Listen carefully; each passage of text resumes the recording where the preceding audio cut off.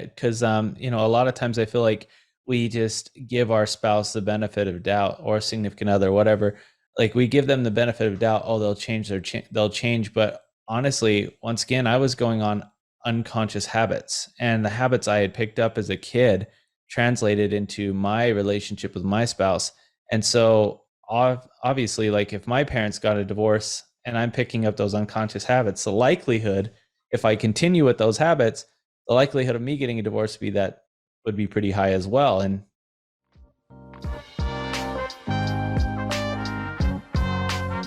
welcome to the Audacious Living Podcast, hosted by my man, Audley Stevenson, the Odd Man.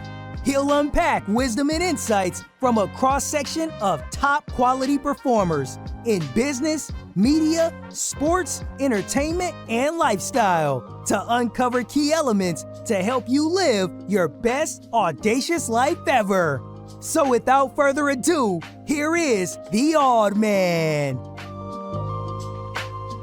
Greetings and salutations, folks. It's Audley Stevenson back for another edition of the most audacious podcast the internet has to offer. This is the Audacious Living Podcast, and I appreciate you for being here as we continue our ongoing goal of helping our listeners live their best audacious lives ever. As always, I encourage you to follow us on our social media channels. You can find us on Twitter, Instagram, and Facebook under the handle The Audacious Pod. Or if you're watching on YouTube, then you know we've got that bell down below. You just tap that, ding, ding, ding, and you're connected to all good things audacious related. Now, we'll be talking about what it means to live a limitless life on this edition of the Audacious Living Podcast. And it's really important to understand that when you're living a limitless life, you're stretching the boundaries of what's possible. It means extending yourself and pushing beyond your comfort zone in an attempt to explore new frontiers that could potentially grow and develop yourself in an exciting new direction. As a coach, Jesse Fisco works with entrepreneurs to help them create massive financial success, and he does this by attacking those limiting beliefs I just talked about, because oftentimes those are the things that hold us back from living our best audacious lives. It really is an enlightening conversation that I'm certain you'll all enjoy, so stay tuned, because Jesse Fisco is up next on the Audacious Living Podcast.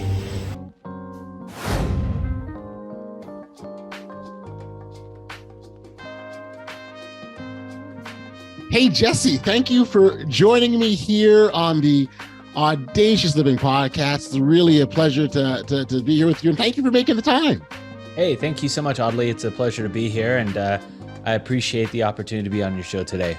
This is very cool. I do very much like the opportunities to sit down and talk with people about all the good stuff in the world that can help us be better and bigger in some instances. And I know bigger is something that you specialize in, if you will, because you help individuals and businesses scale up. And so maybe as a starting point, we could talk about sort of the work that you do and how you help people get to that better place.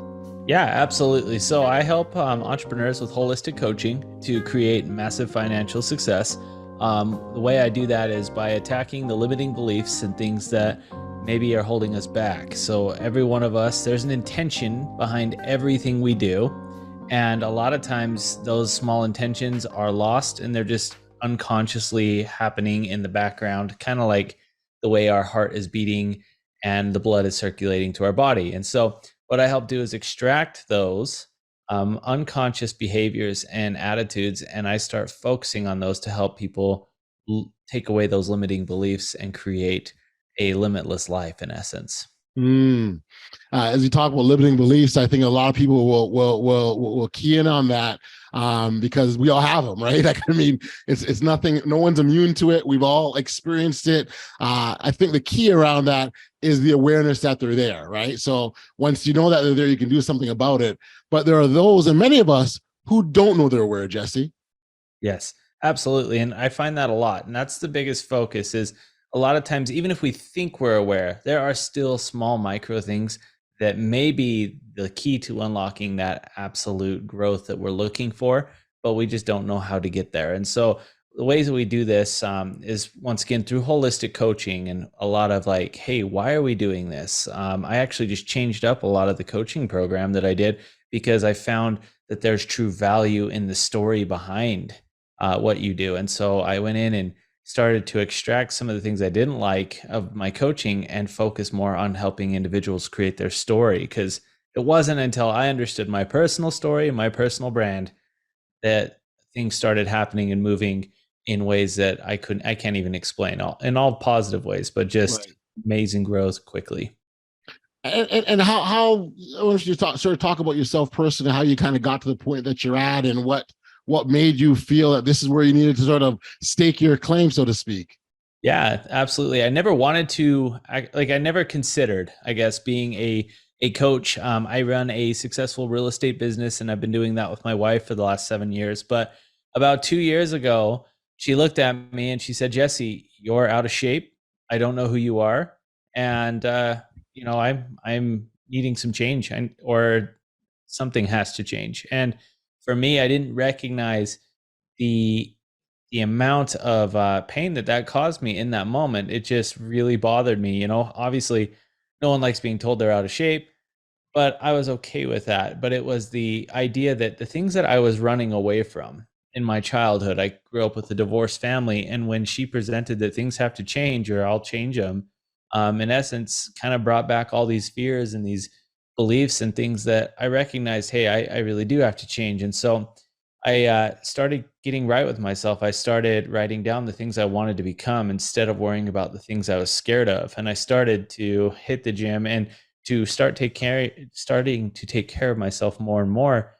And I found myself one day after doing all this, like feeling like, man, I have a story here. And I started to just kind of open up and become more vulnerable. And before I knew it, I had grown men at Chipotle restaurants crying and having some people pay me to coach them, and I kind of just transitioned over here. So currently I'm running this coaching program along with my real estate company and several other LLCs. But that's what kind of the journey is. It took my wife to just tell me, you gotta man up or I'm leaving, and it scared me to death, I'll be honest.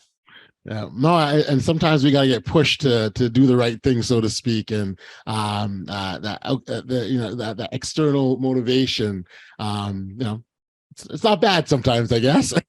Absolutely. And, kudos to her for saying it because, a lot of times I feel like we just give our spouse the benefit of doubt or significant other, whatever. Like we give them the benefit of doubt. Oh, they'll change. But honestly, once again, I was going on unconscious habits, and the habits I had picked up as a kid translated into my relationship with my spouse.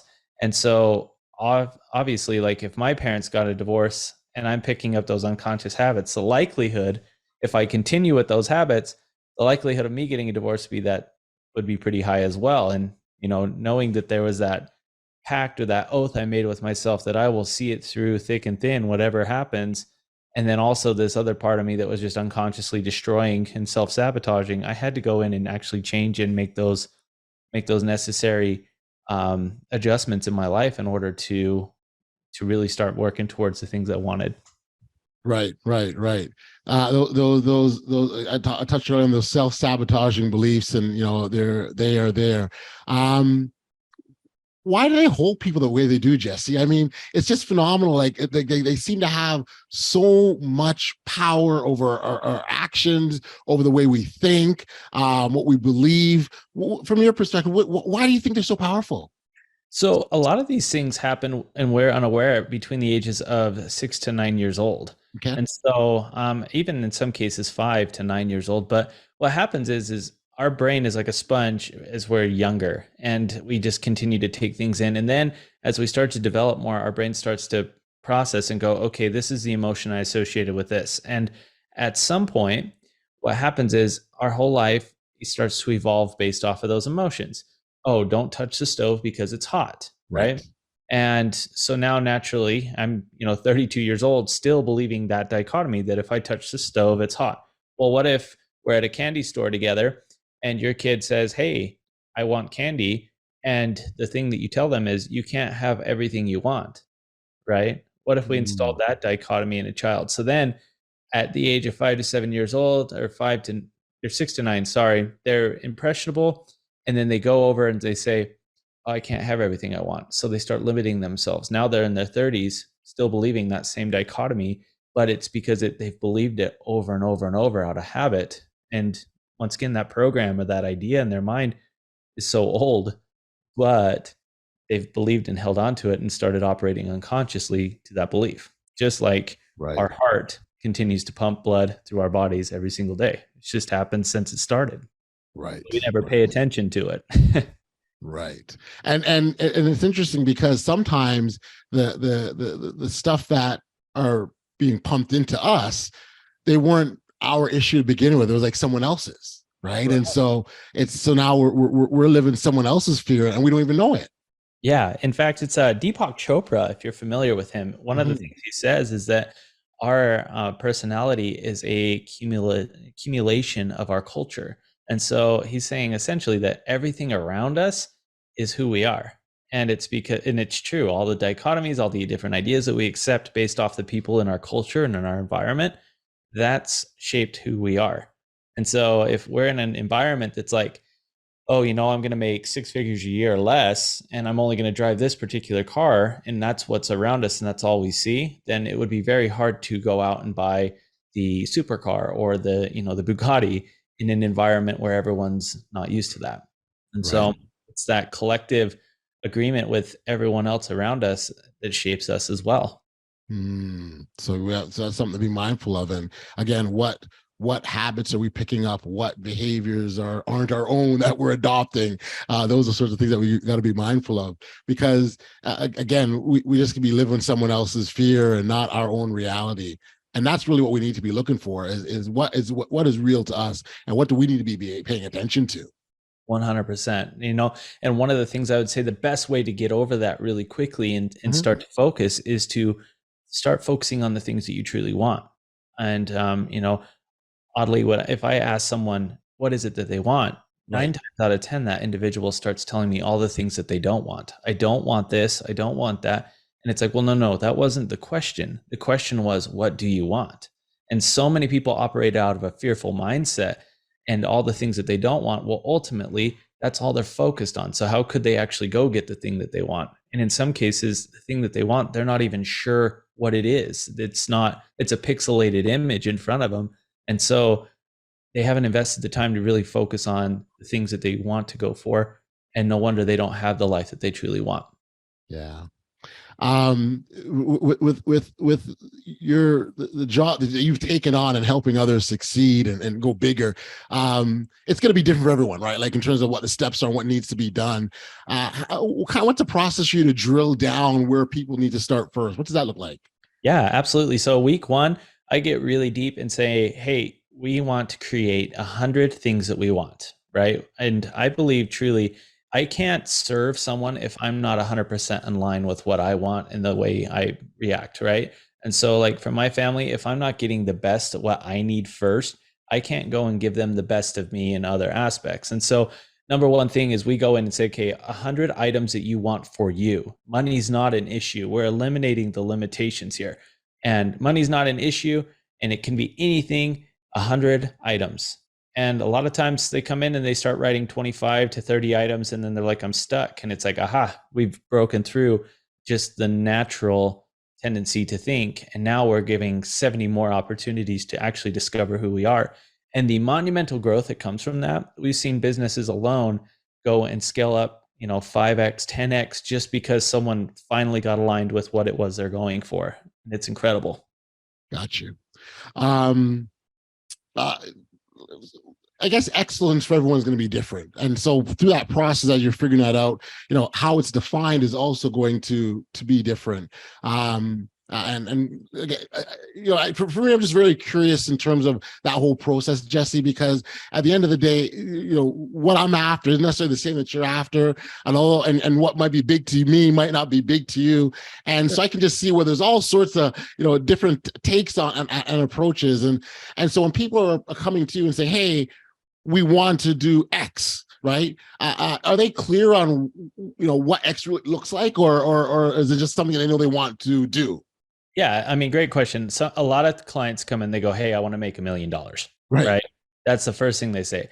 Well, okay, what does that look like? Right? What would you do with that $1 million? See, because a lot of us have that natural idea of like, oh, $1 million would be great. But like, here's an example. I sat down and talked to one of my students, said, "What do you want?" And he said, $1 million. And I said, fantastic. But like, what items do you want? Oh, I want this particular car. It's, a 6-figure car. Okay, interesting. All right, what else do you want? Well, I'd love to have my own like plane I could fly, right? Like you said, it's individual, everyone has their own thing, but I'd love to have my own plane I could fly. So I said, perfect, let's start looking at this. And we started to break down the cost of the plane a little bit more Yep. and recognize that the $1 million that they truly wanted was out of line with what they really wanted, which was the plane. And so we looked at it and said, well, no wonder you're conflicting. You're trying to shoot for $1 million, but you want this plane. You're conflicted internally, and your heart and your mind know it. And the reason why is because your goal is not big enough and you actually haven't accepted this for you. And so then we go through and break it down and say, okay, this is what our new goal would have to be in order to hit this. And so we start to dissect it, because a lot of times, we live a life of convenience and ease. We'll say, hey, I'm going to go to the grocery store. I'll type it into my phone if we don't know where it's at, and it will take us there. Well, what people don't realize is behind the app that they're using, there's a bunch of codes and there's a bunch of processes and systems set in place to get you to that destination. And we don't operate with that. We say our goal is $1 million. Well, we don't actually know what the systems and processes are to get to that $1 million. And in some cases, someone says $1 million and they haven't even cleared 6 figures yet. They don't even know what they're going to do with that kind of money. Right. Right. It's just funny. I don't know. I laugh when people kind of when you start where you start a certain place, you think this is where you want to go, and then that thing called reality hits you in the face. You're like, nah, that's not it. That's not how I get there, right? And so that must be an interesting kind of dialogue with people when you open up their eyes to the full picture, if you will, isn't it? Oh, it's amazing. And that's my favorite part, is when they go, oh my gosh, like my favorite quote that most people say, I'm thinking too small, right? And I'm like, yes, you are, because I believe, regardless of religion, I believe we're all created from something superior than us, right? And if that's the case, then we should be able to become that superior something, whether that's God, I personally believe in, or a higher energy, whatever the case, we should be able to become like that. And so when people go, oh, I'm thinking too small, that is literally like my mission statement of, yes, you are thinking too small, because you have the ability to become like God or like this higher energy, whatever you believe in. Right. So there we go. There we go. I've heard you make reference to flow states. I want you to sort of touch on that, because I think this is when we talk about the direction we're going in and wanting to get there, and we all want the easier road, I guess, is really how I see it. And sometimes when you're operating in those flow states, I don't want to take away from your response. When you operate from those flow states, it makes that pathway a little bit easier. Is that fair to say when you're in operating that state? Absolutely. I mean, flow state is obviously doing what you love. To me, right. Doing what you love, and it doesn't seem like work. And so my question is how do I get into that flow state every single day? And I ask myself, am I doing this because I love doing this? Like you and I sitting here having a conversation, I love doing this. This is marketing for me, right? So when other people are like, oh, work's hard, I'm laughing going, no, this is easy because I can talk all day with amazing people like you. And like, so getting in that flow state is figuring out the things that work for you and the way you run your business, and then also how you want to run your business. But once again, most of the time we're running away from all the things we don't want. We're living this life of scarcity of like, oh, I'm going to, I got to work hard. I got to dial. I don't want to cold call, but I have to cold call. Whatever the case, we do all the things we don't want to do, and it throws us out of our state. Whereas once again, I mean, can work actually be easy for people? I believe it, because this is easy for me. Got you. When individuals approach you, and I guess we have goals. I want to achieve this. It's not happening yet, and there oftentimes is an underlying issue for why they're not getting that success that they're looking for. We certainly talked about those limiting beliefs. Are there other things that are coming into play that are getting in the way of people's success from your perspective? Yeah, there's so many different things. Most of the time it's a scarcity mindset. If it's not scarcity, it's love. And they don't love themselves, or they don't feel love. And if it's neither of those, it's past trauma. and something that they haven't been able to overcome. And like the most interesting statistic I heard recently was that 90% of our thoughts are actually thoughts or things that happened yesterday or in the past. Really? So, yes. And so if we have 70,000 thoughts plus a day, Right. that means that only 7,000 of them are in the current moment. And in that case, how many of those are actually in the future? Right. And then you start to dissect it and you go, man, I'm giving 10% effort in the present moment or in my life. And this is based off of like mass statistics. So some people are better than others at this already. But I mean, if 10% of your thoughts are what you're working on in your future, but the other 90 of your past, then are you really living a life based off of your future and in the present, or are you living a predictable future based off of your past? Right. And that's an important question to ask, right? Like if you don't ask that question and figure out, where you're spending your thought time and pattern, can explain why you're not achieving the success you're trying to get, right? Exactly. And once again, this could be an unconscious idea. It literally could Yeah. be, oh, I don't want to invest in this company because last time I did this happened. Right. Oh, well, who's to say that's going to happen this time? And at what Right. point did you decide that all investments are bad? Right. Right. And that's where we start to dissect it and say the only way you're going to create massive financial wealth is by changing what happened in the past to looking more optimistically in your future.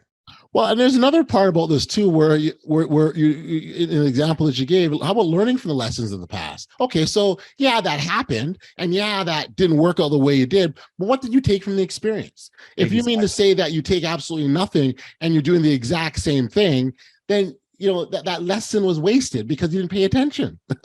Right. And here's the biggest thing is most people think they failed, right? Right. And they go, oh, I failed. I made a Yeah. bad mistake. Well, no, that was feedback. That was literally a lesson, like you just mentioned, that you could learn from. And there are cues in the clues. And that's something I tell all my students is like, look for the cues. If you're getting feedback, there's a cue there. Something's trying to be taught to you in this moment. And that something could be huge that changes your life, or it could be a small, subtle thing that changes generations for other people. Right. Right. And that's the subtle things and the small things are what we need to take note of and pay attention to. When we talk about small things, one of those small things that in some instances could actually work, positively or negatively for us is the habits that we create, right? So the good habits that we instill in our lives can lead us down to all sorts of profitable success. The bad habits, they might take away from that. Some of these habits are just so ingrained. That's what they're habits, right? It's become what we do and what we know, and that's all we ever seem to understand. I wonder if you could talk about changing these habits that aren't helping us. Yeah, no, that's awesome. So the best way to change a habit is to override the current emotion associated with that habit with a higher or greater emotion. Our bodies are literally addicted to the neurochemical energy that's released from our brain. Okay. The form of emotion. So if we have an emotion that's greater than the current habit, then we'll achieve the goal because we're chasing that next fix in essence. I always say our bodies are a drug addict. I grew up in a family where my dad was a drug addict, so that's how I relate it, right? But our bodies are drug addicts to our emotions. And so if we have a greater emotion or a greater high, in essence, our body's going to go after that thing. So when you want to change, what you have to do is you have to create an emotion tied to the change you want that's greater than the current emotion that you're feeling with what you're doing. And how do you do that? Well, I challenge people to go into meditation states, or I love to send my clients out to do some research. One of the things I did for me is I was like, okay, I want to feel like I'm really obsessed with watches right now, and I want to know what it would be like to wear a Rolex. So I challenged myself to go to the jeweler, to put on a Rolex, and to feel the feeling of it, close my eyes, imagine me wearing it, where would I be speaking, and start to create an emotion behind it. Well, now I have that emotion behind it, and it's like, okay, this is why I'm working this way, and this is how I'm going to do it. And it starts to open up opportunities and resources to get that very thing. And whereas in the past, if I don't have an emotion tied to anything, I'm not going to go after it or try to go get it. Right. So it's paying attention to that. And Yeah, again, the past can, it's, you gotta be careful on that, right? In terms of what happened before and what we take from that, I think, because if you're not learning, again, the point I made earlier, if you're not learning from it, then you're wasting an opportunity to get better. And that's kind of how I see it. If you're not trying to get better, then you're not trying to, you're not going to get you on your path to live this audacious life that we talk about here on this podcast. And we do spend a lot of time getting people to understand the importance of taking that first initial step. And so when individuals come to you for help, that's that first step they got to take, because you don't know until you do what's in front of you, right? You got to take that step. Absolutely. You've got to take a step, right? And in Right. most cases, we find that the best way for people to start doing what they want is to like use money as a vehicle to start working towards it. And that's where, you have to pay to play in essence. But what we find is those that are really willing to invest their own money, because that's something that we all, we can't have enough of. And that's like, unfortunately, that's a cultural mindset. But when people start to give that away, that's when they start to finally give themselves permission and say, I want to make a change. Yeah, yeah. And those are very important words that once we've constantly said that, like, I want to make a change, then it's very intentional at that point, as I see it. And so when we can do that, man, that's a starting point, really. That's like the ignition, the key to ignition. Oh, I'll make the change, go. Yes, exactly. And then the one thing that most of the time it happens is we feel this new feeling like, yes, this is going to be great. And then we're confronted with our old emotions again. And it's like, oh man, I've got to either really push through this, and this can be easy or this can be hard depending on what you decide, or I'm going to just go back to the old way of doing things. And Gotcha. I promise you that, like, as you push through and you give yourself the permission to try something new and to say, I'm going to do it, what the things you're not considering are the things that are going to start to appear to you, and there's going to be more opportunity in things you've never considered. And I'll share an example. I remember, because I'm not the perfect coach. There's things I still need to work on, right? And that's what makes coaching so much fun. But I dropped last year $100,000 plus on my education, my personal growth. And through that education, I was able to meet 3 different people. One helped me unleash a podcast. The other helped me design my coaching program to be even more efficient. And the third one was very unique because he was speaking at the seminar that I paid to be at. Okay. And he asked if there was any questions. And I said, yes, I have a question. Can I come intern for you? Well, he opened up the door to me.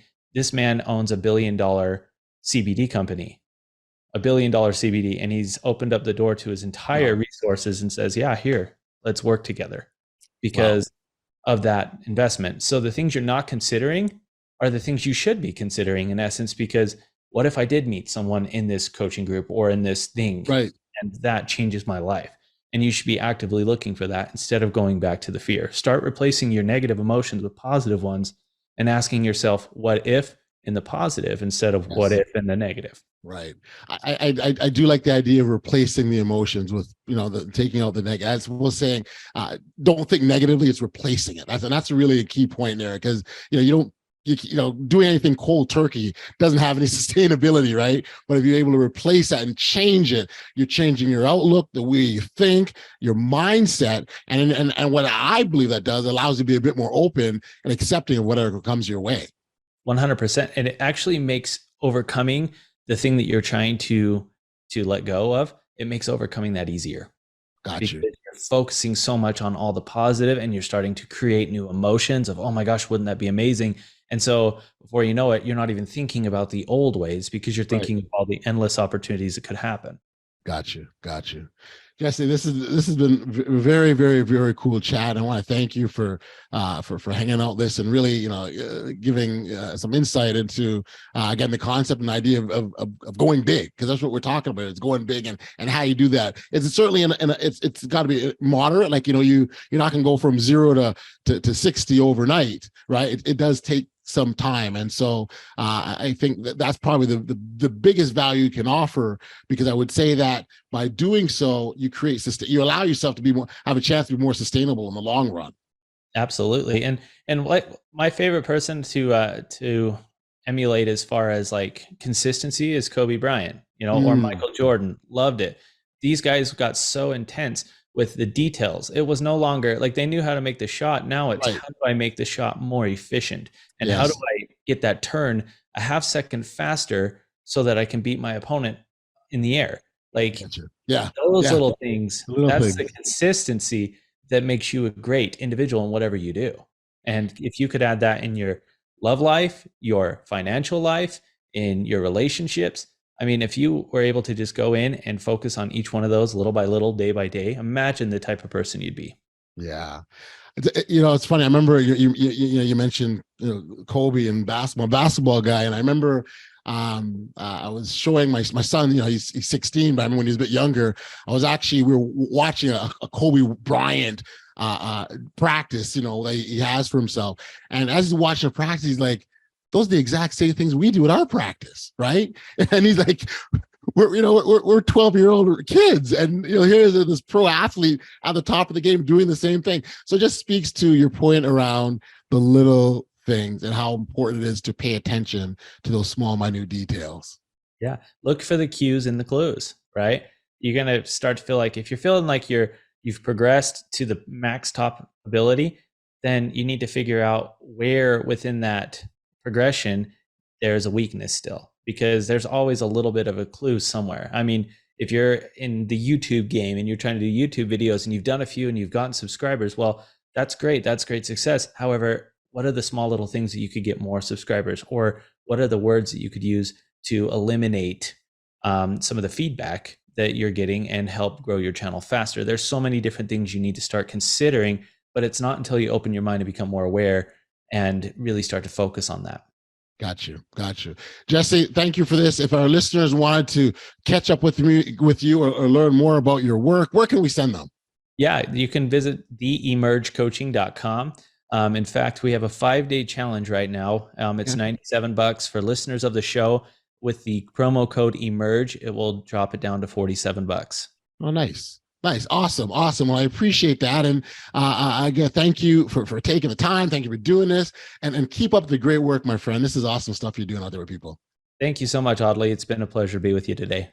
Take care. Back we are on the podcast, and I want to send my thanks and appreciation to Jesse for being here and opening up our awareness around those limiting self-beliefs and how we can pay attention to those, and the importance of paying attention to those small, finer details, because they do make a difference. As Jesse said, you've got to look for the cues in the clues. You can learn more about Jesse or connect with him by heading over to his website at emergecoaching.com. When I think about my conversation I had with Jesse, I really appreciate so much of what he had to say. But if there's just one thing I take from my chat with him, it would have to be this. It was Louise Hayes who once said, if you accept a limiting belief, then it will become the truth for you. Limiting beliefs are the ultimate antagonist in any entrepreneur's success story.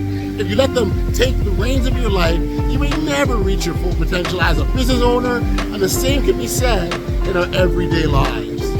Feelings of fear, endless excuses, notions of self-doubt are all side effects of limiting beliefs. Now, it's not abnormal to have these experiences, but they could be damaging to your business and personal goals, as well as your health if left unchecked. A single limiting belief is a state of mind or an idea you tell yourself that constricts you in some way. Once you've convinced yourself these faulty ideas hold any truth, they prevent you from reaching your full potential. The first step in overcoming limiting beliefs is to identify them and then ask yourself, what beliefs do you hold that might be preventing you from achieving your goals or living the life that you want? You next have to challenge them. And once they've been identified, you challenge them to see if they really are true.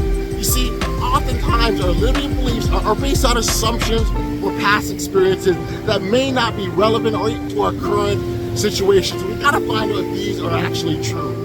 Taking action towards our goals can help overcome limiting beliefs, starting small, setting achievable goals, and working towards them.